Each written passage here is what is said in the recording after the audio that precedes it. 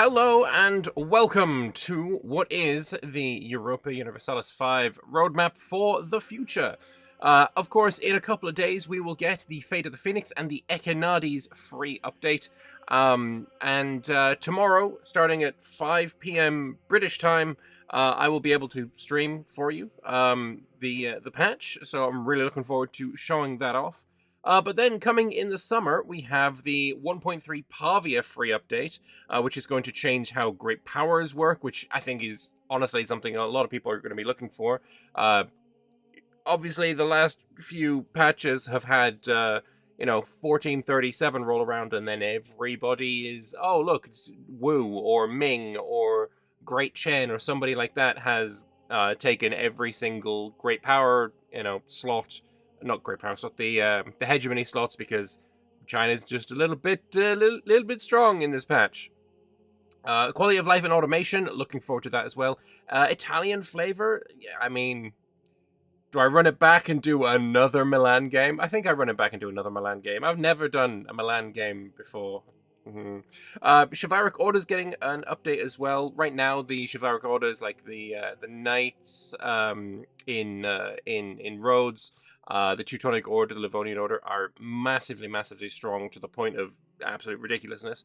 But also, we might be able to see the Holy Orders return to Iberia with this, potentially. That could be kind of cool.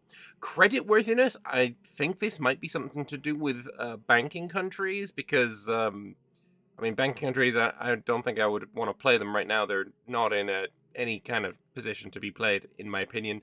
But also it could be something to do with how loans between countries work. If somebody has a trustworthiness score based on how well they're able to pay back their loans, then, that might be something that does. Works of art right now in EU5 are just nothingness. They're kind of boring. They're, a little bit of prestige. I mean, who really cares? Rebel negotiations also could be very interesting. Rebels are just a thing that ticks up and you kind of ignore them. I think I experienced far fewer rebels in EU5 than I ever did in EU4, so yeah, working on this would be nice. And then some more estate interactions, also really cool. In autumn, or the Americans call it fall, the Rio Salado free update, giving an ambition system, an expedition system, and an update or an overhaul to Catholicism. Looking forward to that as well, of course. Expeditions, I really don't like how they work in EU5 right now. I think the colonization system, I'm quite happy with. The exploration system, I think, is really quite bad, and I would very much like to see it change. Basically, my big problem with the exploration system is, if I'm sending a guy out to go and explore for me, he will be going and looking at a certain area on the map. You send him to do the area of this or the area of that, and that just doesn't really strike me as very historically accurate. Instead, I think you should be able to say, look, Mr. Columbus, Senor Columbus, go west, and then he's gone. And then he comes back and he's like, I got this assortment of maps for you. Rather than, yes, I reached to here, I saw the coast, but instead of landing my, sea-weary boots upon the coastline, I just came home. So here is a map of the sea. Kind of terrible. No idea what ambition system is going to look like, so I don't know, we can't really talk about that one. Dynasty overhaul. I really like characters' existence in EU5. I really do. I think they are a great addition, and I like that personal unions and such are not just completely random and gamey like they were in EU4. But also, dynasties are a little bit nothingness right now, so seeing an overhaul there would be nice. Crusade and Jihad also, I'd really like to see updates there, so good to see that. And then Iberian Maghreb flavor coming with Across the Pillars, which is, the Pillars of Heracles, Gibraltar and Ceuta. Obviously that would fall in line there. Old Alliance is Scotland and France, and it's going to come with things to do with vassal contracts. Makes sense for France.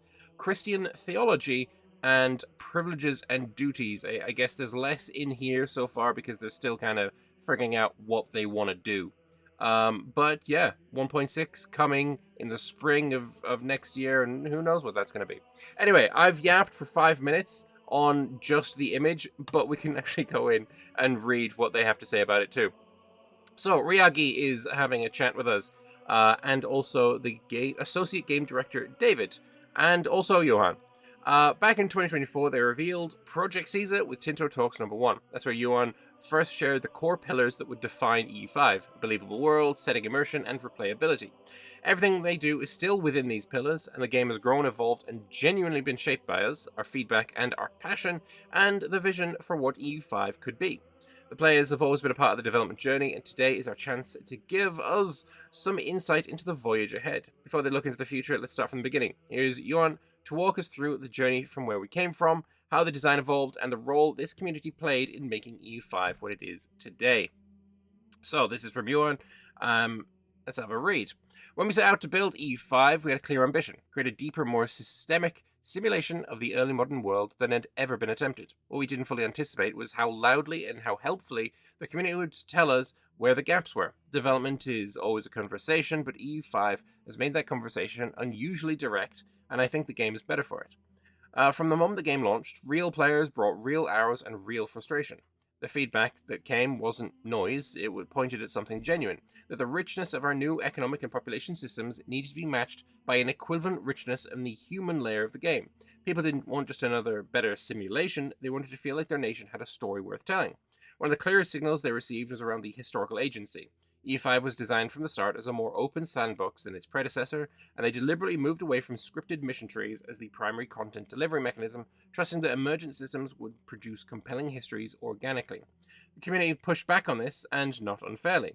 What players told us in the hundreds of forum posts and Reddit threads is that they don't want railroading, but they do want historical paths to feel achievable and not accidental. There's a meaningful difference between forcing an outcome and making it feel within reach.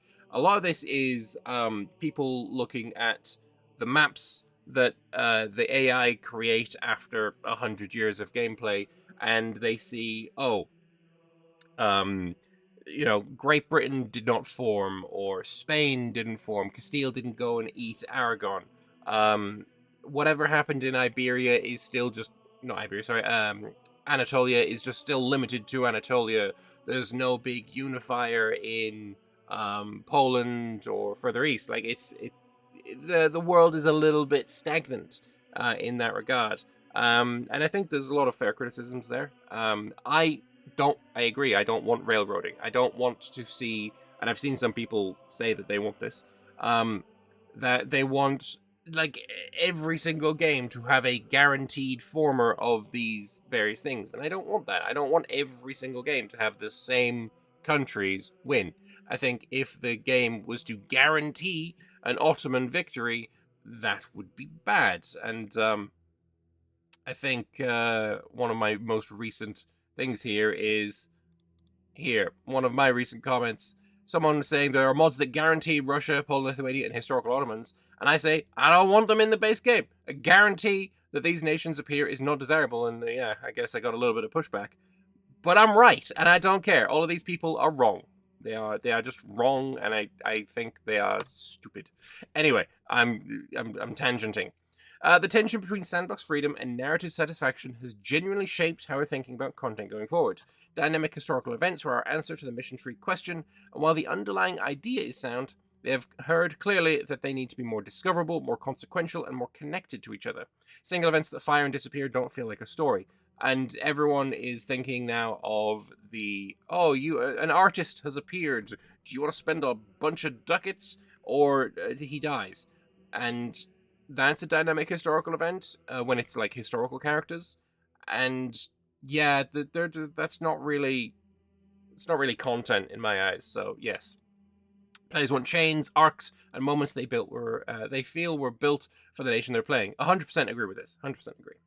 AI behavior has been another area where community feedback has accelerated our thinking. EU4 had personality layer with attitudes, exposed goals, and a sense that the other rulers in the world had intentions you could read and react to. E5 launched without this, and players noticed immediately. The Conquest Desire system we shipped was functional but opaque, and opacity in AI is death for the diplomatic game. We're working on giving the AI a legible face again, and that work is directly the result of sustained player feedback. What has changed isn't the vision, it's our understanding of what players need in order to experience that vision. A great simulation that players can't connect with emotionally isn't a great game. The community has kept us honest about that distinction, and the patches since launch reflect it. Each update has been shaped not just by the internal review, but by the conversations happening in forums, Reddit, and the content creator community. That's me! Yeah, and others. Looking back, the most valuable thing launch gave us wasn't bug reports, it was perspective. Players told us that, what they were reaching for and not finding, and that is different kind of signal than a crash log. We are still early in EU5's life, and there's a lot of road ahead, but that shape of the road is clearer because of the people who have been playing it, arguing about it, and caring enough to tell us exactly where we got it wrong. I think it's pretty open from you on. I think he's one of the most open like books in game development that I know of, at least. He's quite happy to share his feelings and about game development, at least. I think it's very telling what Imperator's reaction did to his perspective of game development as well. This level of the community didn't react in the way that I expected them to. The community did not like the thing that I expected them to like. Let's rethink it. It's that Principal Skinner meme from The Simpsons. Is it the community's wrong? No, or am I wrong? No, it's the community that is wrong, and that's like that used to be the perspective, and now it's definitely not. So it's a good bit of change there. I think it's going to lead to a better game. So let's get into what we're really here for, the future of EU5 and everything that they have in store for us. As many of you already know, they announced the first 3 DLCs ahead of launch: Fate of the Phoenix Immersion Pack, Across the Pillars Chronicle Pack, and the Owled Alliance Chronicle Pack. All these DLCs are included with the Premium Edition. This means if you already own the EU5 Premium Edition, all 3 unlock automatically when they release. But DLCs alone do not paint the full story of the voyage ahead. Some of our most commonly requested features and changes come with the free updates, and many of you have asked us for a clearer picture of where EU5 is headed. So that's what today is about. I will say I am of the opinion that most of the good stuff in both EU4 and EU5 looks like it is coming in the free updates, right? The trade rework is phenomenal, right? The ability to do trade orders is really, really good for the Echinades update. Having the AI personalities, we'll see how that plays out as well. I'm not sure what we're getting with the Balkans content, unless you're talking about, the titular Romans. But I do think that there's a lot of. I think Paradox deserves a little bit of credit. I mean, I know I'm accused often of being like a bit of a Paradox simp, but I do think they deserve a little bit of credit for having so much in the free patches. And if you don't play the Romans, you could probably skip the DLC, right? That if they don't interest you, probably don't need to buy the DLC. And I'm pretty sure it's going to be the same if you don't care for Iberia or Morocco or France or Scotland. But you're still getting a ton of really good updates to the game just based on the stuff that's coming free. I think that's worth a little bit of credit. So extra information about what's coming with each update, and they are subject to change, of course. Probably not Echinades. Probably not this one. This one's probably set in stone, considering it's coming out in 2 days. We wrote about the mechanic changes during 3 Tinto talks during April, and the changes touch your cities, your armies, cabinets, and most importantly, the eternally chaotic Holy Roman Empire. The big economic addition is the urban rights, legal privileges you grant to towns and cities to shape their economic identity. Towns get 1 slot, cities get 2, and capitals get a bonus. I really like the idea of these. I really, really do. I've not played too much with them. Obviously, I can't really give opinions and feedback about the Echinades patch. All I can say is I have it, and I've played a tiny bit, and mostly I'm going to be playing it tomorrow on stream. I'm going to be streaming on YouTube as well, so if you don't want to miss that, hit the subscribe button. But yeah, we'll be diving into urban rights and seeing what we can do with them. So town's getting 1 slot, city's getting 2, and capital's getting a bonus. If these are just straight up bonuses that you want to have, like we've seen that they do lower your production efficiency in total in the location, but they boost the production of various goods. I think one of the ones we've seen was plus 20, I think, output of silk, dyes, and cloth. At the cost of 5% production efficiency in the location. That's really, really good. That's really, really, really good. If you have a capital city, then getting 3 of these, I think, is definitely worth it. So yeah, we're gonna look into them. We're gonna look into them. A solid regional flavor here. German cities get Magdeburg or Nuremberg rights. Iberian ones get fueros. Scandinavian ports get fishing and Bergslag privileges. Most rights strip on conquest, so freshly taken cities don't just hand you their economic legacy. New trade order system let you set import and export directives and let the AI handle the routing. Yes, needed, so needed. I really don't like the trade system as it stands, and this is looking like it's going to fix my issues pretty nicely. Priority order matters where capacity is tight, and unprofitable orders just keep retrying rather than disappearing. On the military side, infantry and cavalry now have a proper light and heavy split. Light infantry moves faster and acts first, but deals less damage and takes extra morale hits. Heavy infantry is slower, penalty free, and the only type that can garrison forts. Which I feel like this might need to change, because you're basically telling me that archers can't garrison forts and shoot their bows and from the walls.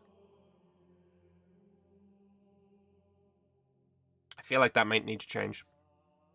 Cav follows the same logic. Light horse is blazingly fast with great flanking, but fragile. Heavy cav is sturdier and more of a specialist pick as gunpowder takes over, and a new siege raider stance is built for vassal armies. Siege everything, avoid field battles, and run when caught. The HRE gets a real facelift. Diet UI is tabbed, and voting is actually readable. Tooltips show projected outcomes before you call a vote. The new Imperial Army building gives emperors a real military tool, funneling local manpower to Imperial forces or providing direct recruitment on home territory. The terrain system got a thoughtful pass too. Your capital terrain type now reduces the proximity penalty for that same terrain by 20%, and mountain cultures like Scotland, Switzerland, and Nepal have dedicated advances for it as well. Terrain penalty is now multiplicative, so they stay meaningful even when you stack infrastructure bonuses.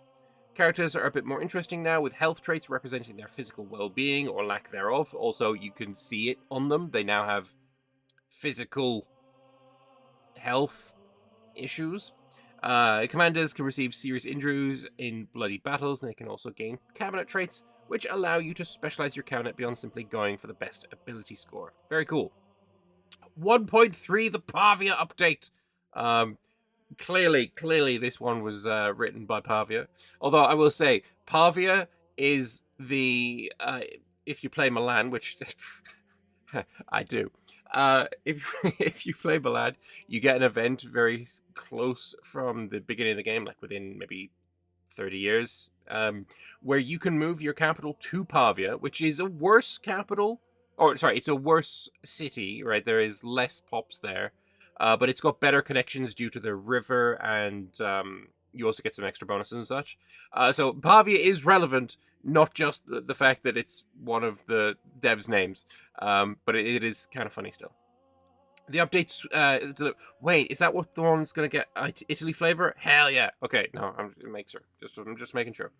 Milan's getting new content, baby. I'm gonna play it again. You can't stop me. This update delivers a sweeping set of changes to EU5 across systems ranging from economy to diplomacy to military. Great Power system has been redesigned around area dominance rather than a score formula, with new regional powers tier sitting between a minor nation and full Great Power status. Okay, I like that. Definitely around area dominance, for sure, because having, we've reached 1437. Let's have a hegemony system where I, as, say, Denmark, I is Milan. No, I is Denmark. Now, oh, I know that there's now a country called Majapahit, and they've got the biggest navy. And by the way, I can tell that they have 63 heavy ships. I don't see past Africa, but I know this. It doesn't make a whole lot of sense. So if it is something a bit more area based, a bit more regional, there is a mod that I was looking at, and let me see if I can quickly find it. Hegemon Continental Hegemonies. I have not played too much with this, but continental hegemonies basically mean that you can disable, which nations or which regions are allowed to become hegemons. So no Majapahit, no one here is ever going to be a hegemon anyway. I probably Mamluk stops being naval hegemon, and then Wu stops taking every hegemon. But also it's, you're able to say, oh, this is the European hegemonies, these are the Asian hegemonies, these are the African hegemonies, which is just basically going to just be the Mamluks. So that's kind of the reason we didn't play with this, because it just makes the Mamluks gigabuffed. But it's something that maybe could be looked at, and area dominance seems like a much better idea, although dominating your region it's different, right? It is, if you have two really, really big countries next to one another, neither would be hegemonic above the other. So maybe that's something that they're looking at. Also, this is about great powers, not about hegemony. It's just, I think it's a new way of calculating it, so we'll see what happens. Also, a new tier between minor and great power. That seems, I thought there probably should have been that already, but oh well. Estates having their own culture and religion independent of the crown is interesting, and estate interactions have been expanded with 8 new emergency options, letting players trade long-term goodwill for immediate wartime relief. Reformation spread will be handled by the movement system rather than a manual script loop, which movement system is something we learned of very, very recently. I think it is to do with the Italians becoming Roman again. But that is going to be now used to do the Reformation, which is a great idea. Making it more organic and historically grounded. In 1.3, rebel factions can be negotiated with directly before they revolt, and fort loyalty during rebellions will depend on local conditions rather than being automatic. Very cool, I like that. On the economic side, profit margins for production buildings in 1.3 have been significantly cut, making them genuine investment decisions rather than passive money printers. A new establishment mechanic means newly built production buildings ramp up slowly based on local literacy. Okay. Literacy becoming way more important, and also, is this not just like Hearts of Irons? I don't. They have a thing where you switch factory onto doing a different good, and then it slowly ramps up like their efficiency. I vaguely remember something like that in Hoi. I don't really play Hoi, but it's cool. I like it, but it's funny. I like it though. Disadvantaged by late arrivals against historically rooted industries. This could also play in quite nicely with the urban rights system. Price elasticity has been introduced so that expensive goods genuinely suppress demand, allowing regional trade imbalances to persist and giving trade routes lasting purpose. Mills have been overhauled to be cheaper, faster to build in cities, and more competitive in the late game. 10 historical regions have gained static production bonuses reflecting their real-world economic legacies, from Flemish cloth to Venetian glass. Naval Balance Pass gives heavy ships meaningful penalties in close seas and straits, making galleys a genuine strategic choice for Mediterranean-focused empires. Military orders have been capped on sponsors and tightened on passive income to prevent them from outgrowing their patron kingdoms. Roughly 30 cost modifiers have been converted to efficiency modifiers with diminishing returns to curb runaway min-maxing. Several new automation tools have been added, including a split cabinet controls, per-building auto-expanded flags, and fine-grained automated diplomacy toggles. Rounding out the 1.3 update, government bonds, imperial circles, and independent operations for armies. Oh, okay, this is quite nice actually. And a credit-worthiness system to add a new strategic depth to respective domains. So one of the things that I was a little bit not annoyed by, but like I wasn't a fan of is when we got the automation tools for armies, there wasn't the one that was just, yo, AI, just handle this stack, do all of the things that this stack should do, siege, fight, that's it, siege and fight. But none of the options for automation was that. It was all just do combat or do sieging or do carpet sieging. There wasn't just a go just do, give to AI and do. That might be what we're getting here. That would be quite nice. No idea what these refer to, though. We'll find that out. The Rio Salado pack. The focus on the update is a pair of transformative core features, deeper sense of national aspiration, and far-reaching journeys of discovery. New system for ambitions will allow you to articulate your nation's long-term goals to the world, creating dynamic rivalries and diplomatic tension as other powers react and contest your path to greatness. Is this... this kind of feels a bit like the system in EU4 where you could set a province as like a special interest, like this is the province that I want. Hopefully there's a bit more depth to it than that, because I wasn't a massive fan of that. So, yeah, we'll see. With expeditions, they're adding immersive narrative depth by allowing named characters to undertake monumental journeys, complete with unique event chains and consequential outcomes that will shape your nation's history. Dynamic experience will be receiving a significant injection of depth, providing new tools for securing alliance, arranging successions, and managing shared power arrangements that will enrich the political landscape. We also plan to introduce more surgical options for economic warfare, giving players fine-grained control to pressure rivals or strengthen allies through focused trade policy. Being able to block my burgers from exporting my iron would be quite nice, actually, yes. Camels make an appearance as trade goods, alongside camel levies. Catholicism receive a pass to make cardinals more interesting, and they'll rework the crusade system. The features are designed to harmonize with Across the Pillars, the first Chronicle pack, which is releasing around the same time. It will explore the narrative that unfolds between Castile, Morocco, and Granada, while adding plenty of exciting content for them in the early game. For the 1.5 Orleans update in winter, while DLC is planned around France and Western European state of 15th and 16th century, there are quite a few mechanics they aim to address in the update. More mechanics for the building-based countries like trade companies and state banks. Pop needs will be split into life needs, everyday needs, and luxury needs. Hello, welcome back, Victoria 2. You were missed, which have different consequences.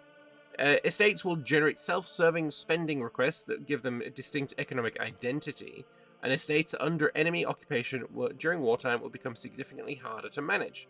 Peacemaking is something they plan to rework into a bit more bilateral negotiation, where both sides put demands on the table.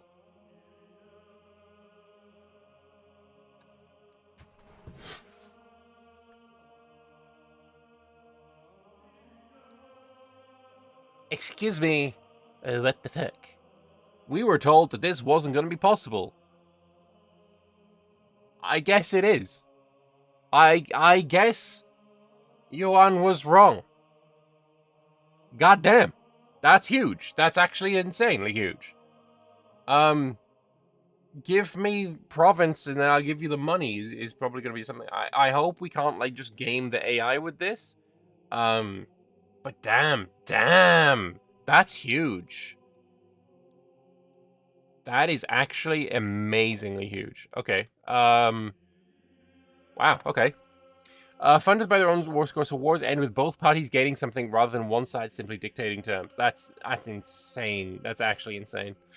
Subject relationships are planned to gain a contract layer where overlords and subjects can negotiate individual clauses covering loyalty, building rights, and war obligations, making vassal management feel more like genuine statecraft.